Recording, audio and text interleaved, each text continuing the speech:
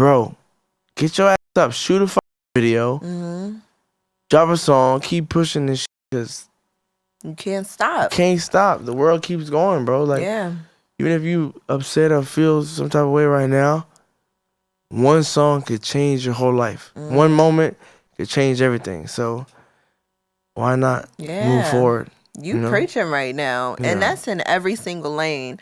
You're in the right place. It's Unpacked That with Miabelle. Rich the Kid, you made it to Unpack That with Miabelle. Unpack That. You got a lot going on. I do. The album is out, Life's a Gamble. Life's a Gamble. Yes, your energy is glowing. Thank you. You look so good, much. you smell good. Thank you. You riding around in something real nice. All right. Jewelry popping. Okay. Look, records is on the charts. All right. Videos getting shot. All right. You back home. I'm here. You moving around. I'm proud of you. Thank you so much. And I honestly really love the spirit that you're in now, because it feels like you're starting over from the beginning.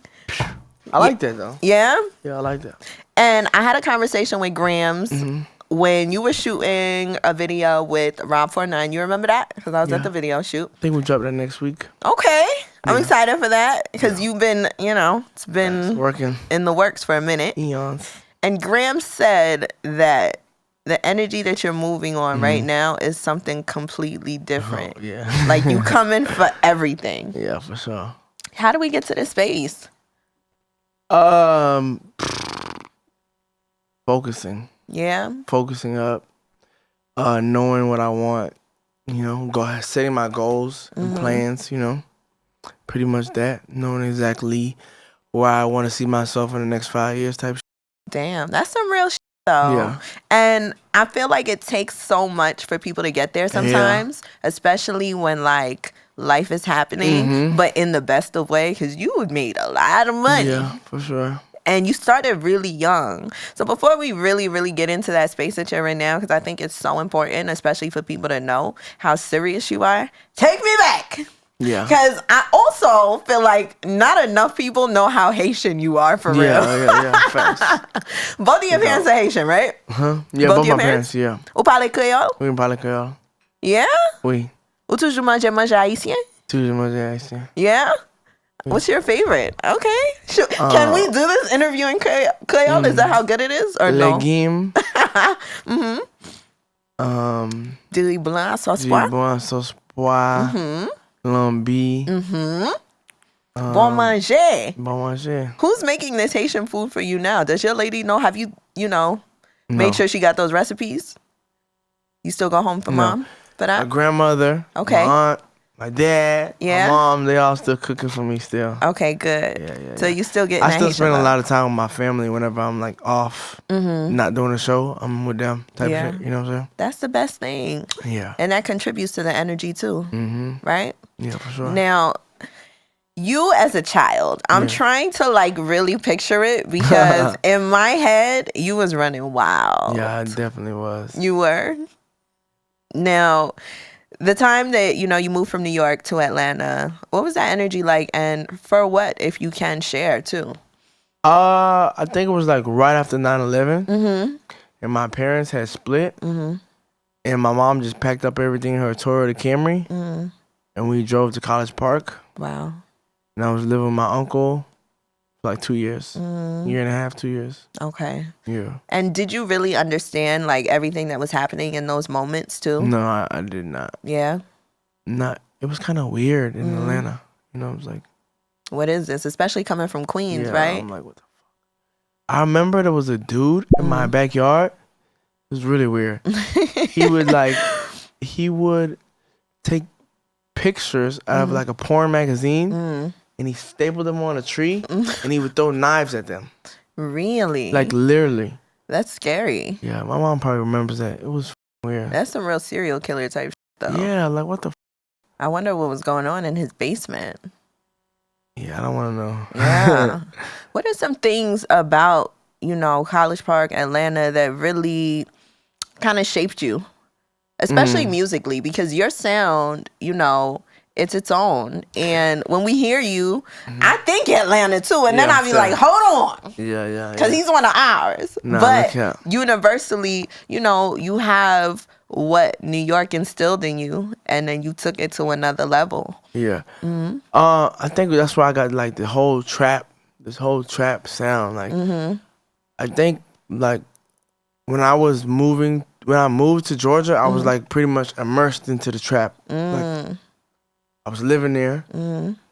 My first CD my uncle gave me was T.I. Wow. Which was trap, you know what I'm saying? And then like when I first moved to College Park, one of like somebody I met, they gave me like some weed baggies. And I had baggies of weed.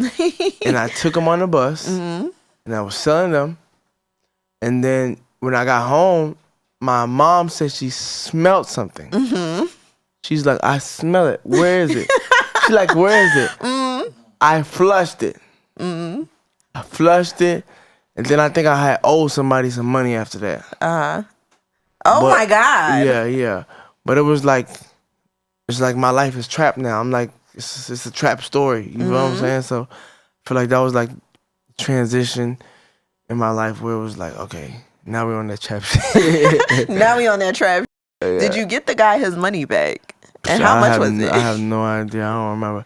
But not to, like, I was doing small time trapping, not to even know. I didn't even know my uncle was doing the big time trapping. You know what I'm saying? Until I started snooping his shit. I'm like, hold on. You too? What is going on over here? Did you ever put him on to what you were doing? Or did you ever ask if you could work for him? No. No? Too much? I don't think he would with that. Yeah, because y'all Haitian. Yeah, he would with that. Yeah.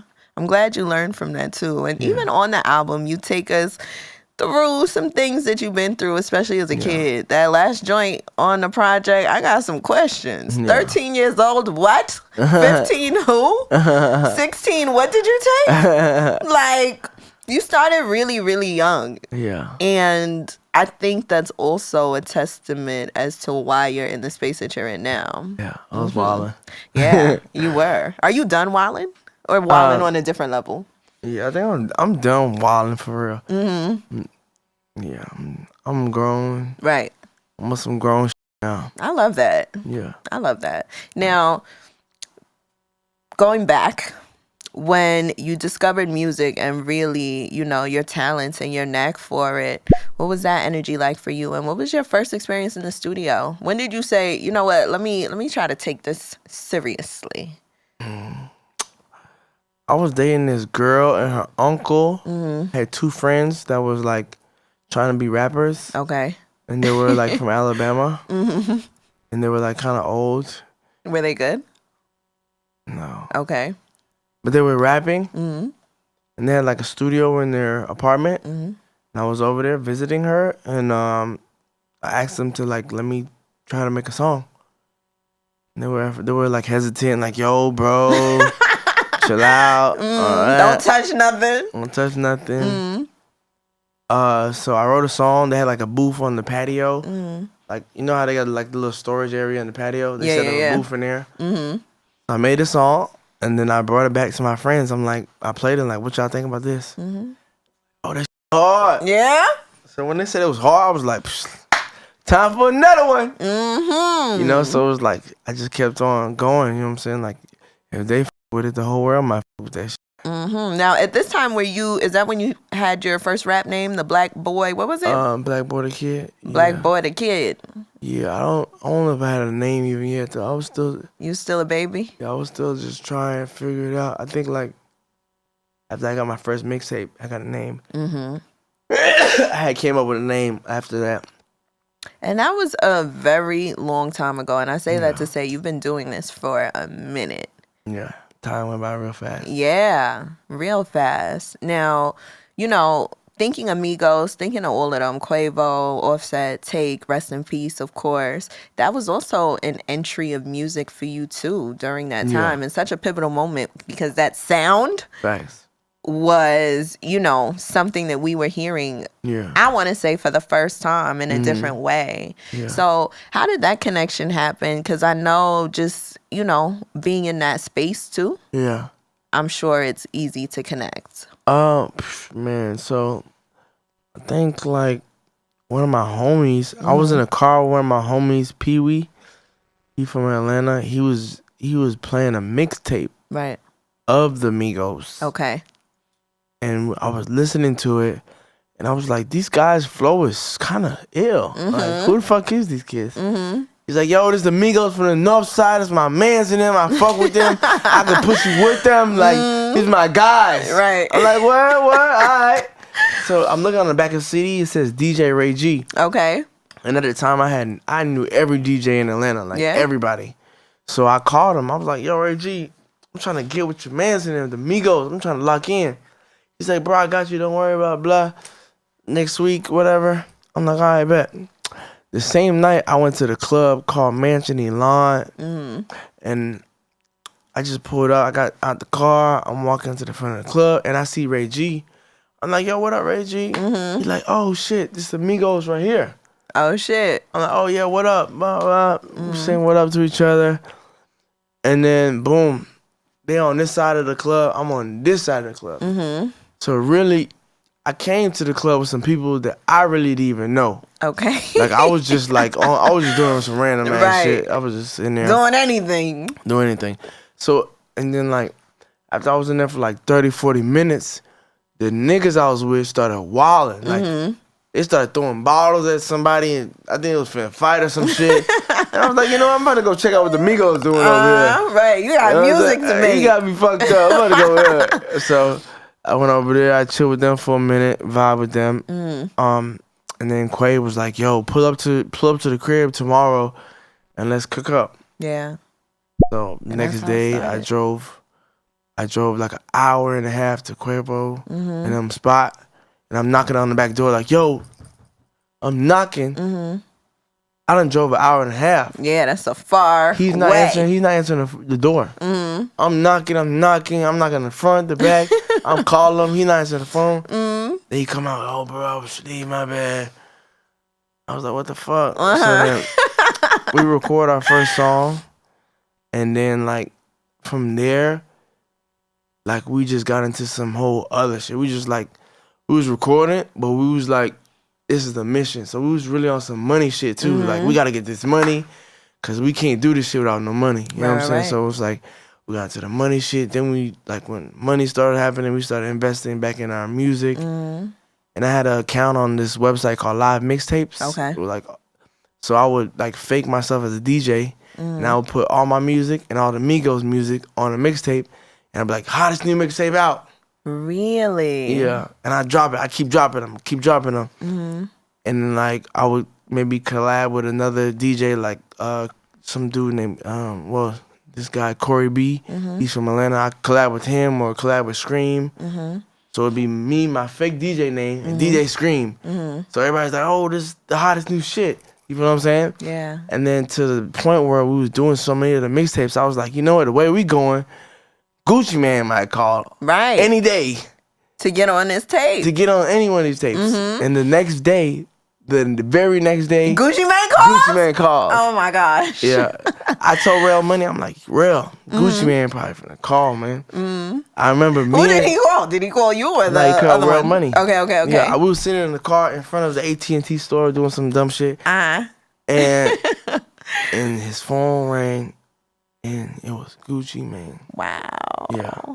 That was the beginning of the whole shit. Power of the tongue. Yeah, facts. Did you realize in that moment that you manifested that too? I didn't know what the fuck manifest was. I didn't know about manifest until way down the road. Right, but did you feel powerful in like just what you were doing though? Like, this is the legwork that got you that phone call. Like, none of that is by coincidence. Yeah. Now that we look back at it, of course, it feels different. Like, that's the beginning to it all. Yeah. And it just shows too the work ethic. And honestly, it all reflects in what you're doing right now. Yeah. Like, climbing the way that you was climbing then. You moving with the same type of energy. Exactly. Yeah. That's beautiful to see. Thank you. And that's what the show is about too, giving you your flowers and really allowing you to hone in on that so that when you walk out of here, all right. that's what I'm saying. That's the energy. So moving forward too, the eyes that started getting on you from that tape and just, moving in that light. What started happening? How did it go up? It didn't go up right away. It took time. Yeah, it took time. So like when the Migos went and met Gucci, it wasn't a thing for me. It was just like a thing for them. Like, we gotta get on, because he was looking for Migos. You know what I'm saying? So they started going hang out with Gucci. I just kept doing my thing and recording, and they started working with him, recording with him, and then after that, I think Gucci got locked up, and then the whole deal like they were doing kind of didn't go through. So I think it was Pee Wee Longway. Okay. Who called him and was like, QC, P, he wants to meet y'all. He's like, this is my homie. He's gonna help y'all. It's Gucci homie. He's gonna help, you know what I'm saying, help y'all out. And they were supposed to go meet him one day. And we was all in the basement and shit. And they're like, oh, we about to go meet P. We about to go sign and shit. And then they're like, all right, we about to go. And I was like, shit, I'm coming too. Right. I'm coming too. And me and Quay, we started fighting. I'm like, I'm going, nigga. I'm going this time. And then he's like, man, no, man. We started fighting. And I remember we was fighting in the driveway and they left. And I'm just pissed off. I'm over there with Mama. So Mama like, don't worry, Rich. It's okay. It's going to be all right. I was pissed, But it was like, fuck it. I'm going to just keep doing my thing. I left, went to the studio. I was recording. They signed with... The same night they came back with jewelry, they had chains, money and shit. I'm on the bed like this. That nigga Take, I remember like me and Take used to sleep on the bed like he used to sleep this way, I used to sleep this way. You know what I'm saying? So he came home, he got chains, check me out. Oh my God, he slept with the chains on? Yeah. Smart. I like, oh shit, nigga having chains shit. I like, it's fire. But of course I'm happy. But I, you know what I'm saying, kept doing my shit. I was in the studio recording. I was doing a song with OJ the Juice Man. Okay. And then I got a call. It was P. He was like, bro, I want to sign you. They say you a good rapper, but you be finessing. I was like, word? Who said that? I was like, who said that? He's like, well, you be finessing. I was like, oh yeah, word. It's all good. He's like, I want to sign you. I was like, I bet. I need two things if I'm going to sign with y'all. I need a bag of money right now. How much? I don't know. I just need money. First thing, I need money. And two, I got my engineer right here. He got to come with me. And he was like, I bet. Pack it up and pull up. And shit, I took the money. I took the deal. I got my engineer Rich. And then shit, we went from there. Wow. That's a beautiful story. Yeah. And a lot of people don't know, because I ain't know that. Yeah, for sure. Yeah. So when you look back and you kind of look at your discography too and all the projects that you put out officially, because you've been doing it for a while, what do you think about the evolution of it all? The evolution of the sound too. I think it's crazy. I think it's dope. I feel like I'm just getting started though. You know what I'm saying? Like with all the stuff I have on the horizon and shit on the way, it's like I'm excited. Like they thought I was doing something before. Right. I'm finna hit them with a whole nother hook. Left hook, right hook, uppercut. Yeah. Now before Life's a Gamble dropped, it's been 3 years before. It's been 3 years. Yeah, since you I dropped a joint with Wayne. And then what was going on during that time? Did you have any low moments where you felt like you were being slept on, or you felt like coming back was not going to be what it was when you first got into all of this? It was just like energy? A lot of transitions between signed to this people, or I'm doing a deal with these people. This and that, and this label don't want to give me this, and so it was just like back and forth, a whole lot of back and forth shit. Did you ever think it was over?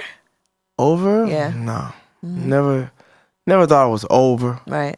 Because I ain't going to let it be over. Exactly. You know what I'm saying? So I never thought it was over, but I feel like I have been through like some rough patches type shit. But never thought it was over until like just the whole independent thing. Even now, like being independent is not everything.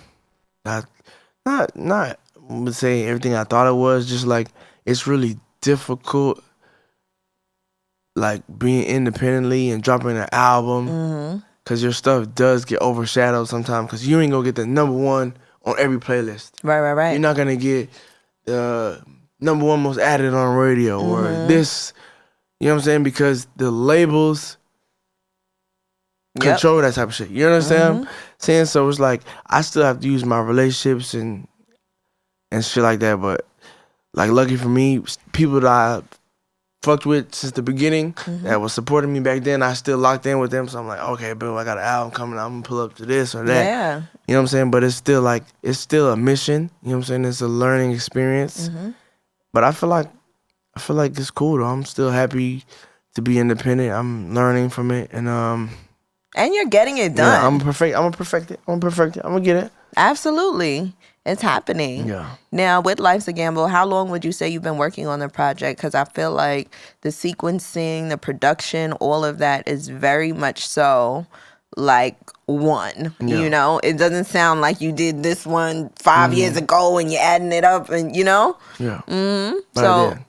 How long was the process for it? Did this one like 3 years ago. Really? And this one, yeah, and for it sure. does not sound like that. It sounds like you locked in for about a year with the same people and knocked it all out.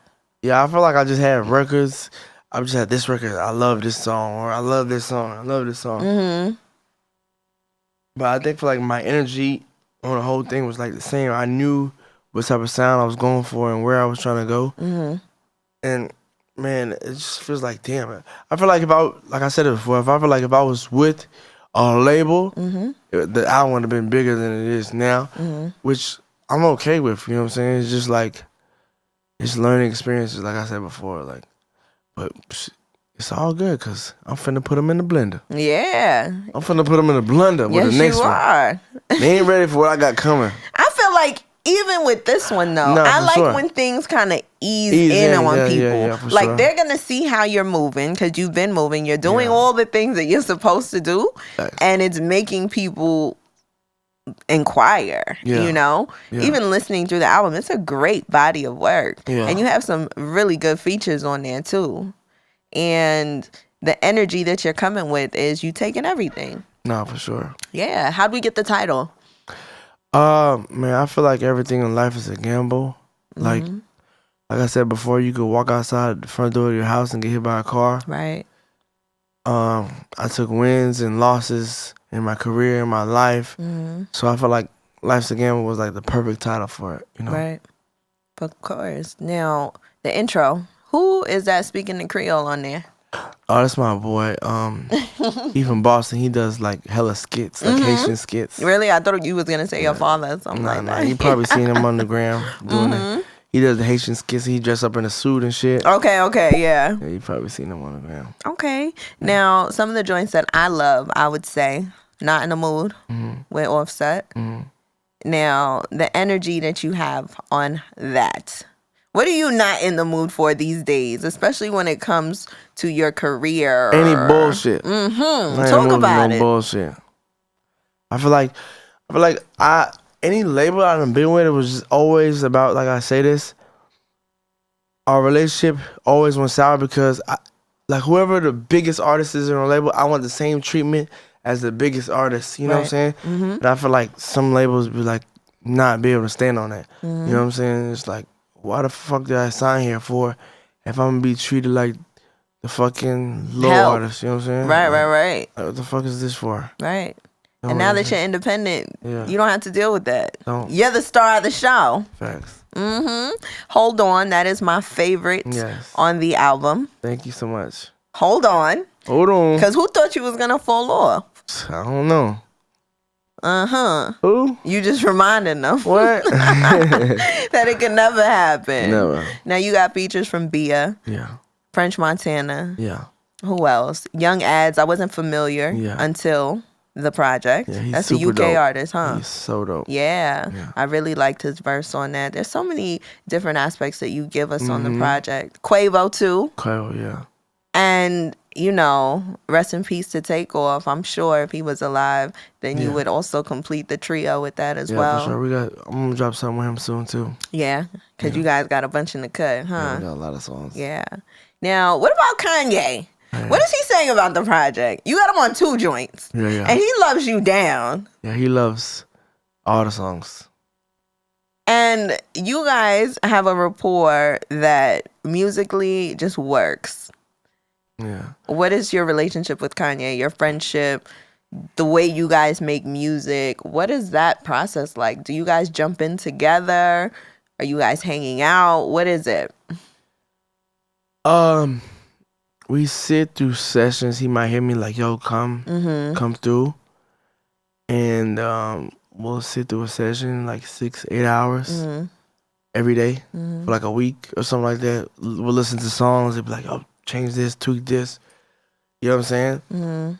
But, I feel like I'm a genius. He's a genius. Sometimes we bump heads. He's like, I'll change this. I'm like, bro, that shit is fire. You're like, no. I'm like, that shit fire. You know what I'm saying? So it's amazing working with him. It's definitely a blessing. Yeah. You know what I'm saying? So it's fire, bro. It's musically, fire. It works. Yeah. It really does work. Now, you have a joint on there called Sometimes where you're giving us melody. Yeah. And you're giving us emotion. Yeah. And you telling us that sometimes you just want to be you. Yeah. Who are you outside of the rap star? A father. That's mainly a father. I be with my kids. I got 4 kids. I be with my mom. I just spend time with my family. Like, whenever I'm not so busy or like in Europe or overseas, I'm just spending time with my mom, my aunt, my dad. Right. My sisters, my kids. Do your kids know you're a star? Yeah, they do. Yeah? What do they think about everything? They be bragging on you going to school like, yo, y'all know who my daddy is? Yeah, for sure. It's so annoying.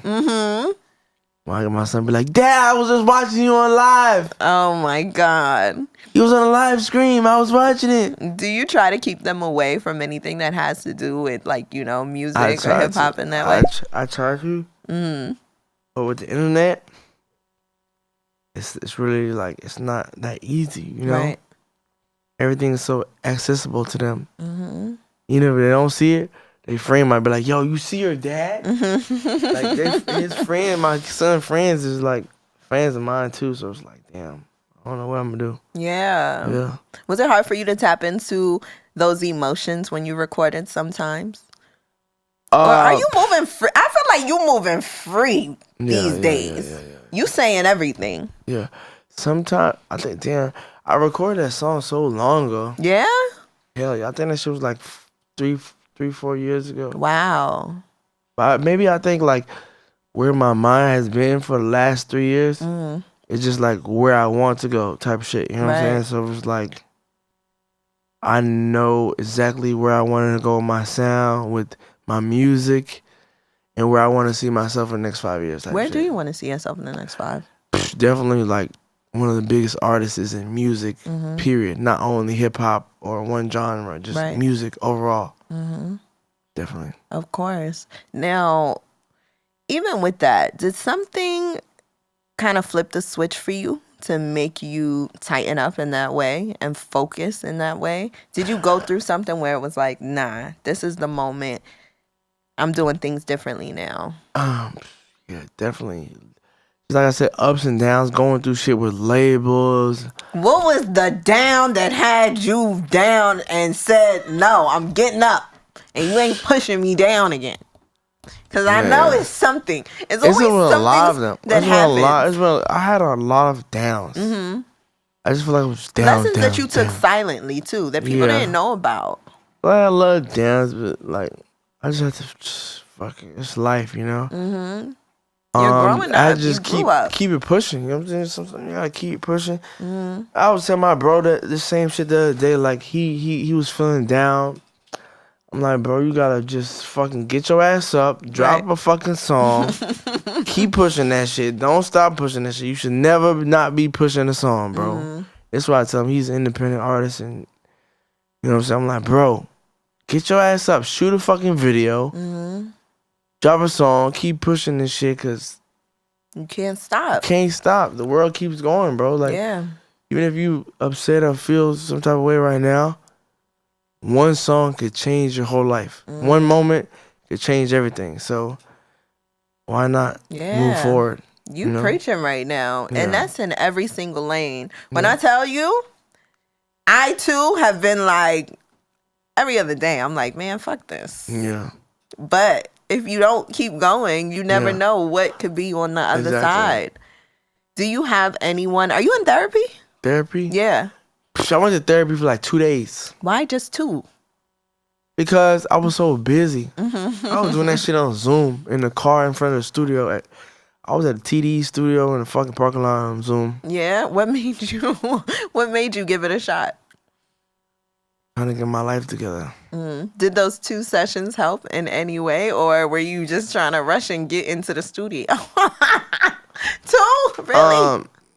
I don't know.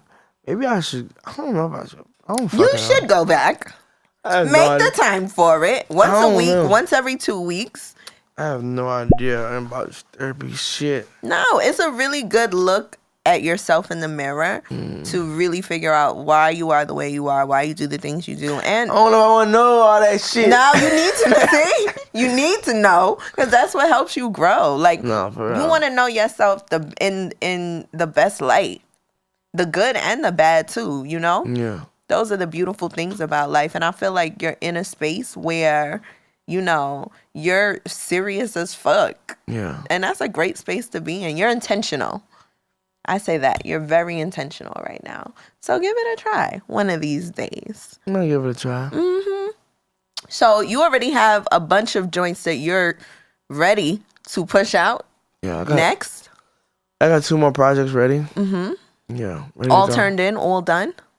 One is all the way done. Another one that's like halfway done. And I'm just like tweaking it. I'm perfecting it. That's like my baby. Okay. Yeah. And I'm sure you're going to be introducing us to new sounds the same way that you did on Life's a Gamble. You got some reggaeton artists on. Yeah. Like, you giving us variety. That project is something that's never been done in music at all. So I'm excited about that. It's like literally never been done. And the company, like the people that I'm doing the project with, they're like, they perfecting that, you know what I'm saying, in that genre, in that area. And they're like, this has never been done ever. You're the first one. First. You know what I'm saying? So I'm excited for that shit. So it's dope. I'm excited for you. Yeah. And what about the label? Do you still have Rich Forever? Yeah. And what's going on with your artist? Jay Critch he doing great. Dex doing good too. We're gonna drop a Rich Forever 5 project probably at the end of September. Okay. All of us together. And Jay Critch's next album, I'm gonna executive produce the whole thing. Ooh. Pick every beat, pick every feature, pick every interview. I'm gonna be doing everything. Okay. Yeah. Are you gonna make sure Jay Critch sits in my seat? Yeah, for sure. Okay. Yeah. As long as we got that going. I got you. Sure. Now you're doing a lot of performing as well. Yeah. Tomorrow you're gonna be in Miami. Yeah. Then you going overseas. Yeah. You just came back from overseas. Yeah. What is the energy like now that you're on stage again and really like doing your project, your work, all you? Dope. It's dope. I love it. Overseas. Overseas is always fun. They always give the energy. Because they love hip hop so damn much. It's just fun over there. Like the run that I just did this summer and the last summer, I want to do that for the next 5 years. Yeah, it was like that. For sure. It's fun. It's like summertime. You on a yacht. Then you go to the show. You in San Tropez, south of France. Yeah. You know what I'm saying? Monaco, Cannes, Barcelona. Yeah. Living just like lavish. Places that I never thought I would ever be. You know what I'm saying? I'm going there and performing. A vacation. Yeah. One thing I love about your performances too is it's high energy. Yeah. As you know, smooth as you move around, when you get on that stage, you give your all. And it's like hearing the project again, but just on some rock star type shit, you know? What would you say is your worst performance coming up? Our worst performance? Worst, where you out there and afterwards you was like, damn, what the fuck was that? Or even if it was the crowd, the DJ, who knows? Tell me the story. I'm trying to think. I think I was like a place called Mariachi in Marietta, Georgia. Okay. Like when I first oh my gosh, I got cousins over there. Yeah, when I first started, folks wasn't fucking with it. So, performing, Dead crowd. It wasn't fucking with it. You know? And what do you do in that moment? You know, you gotta keep pushing. Gotta keep it pushing, you know? It's just sometimes you have bad days. Right.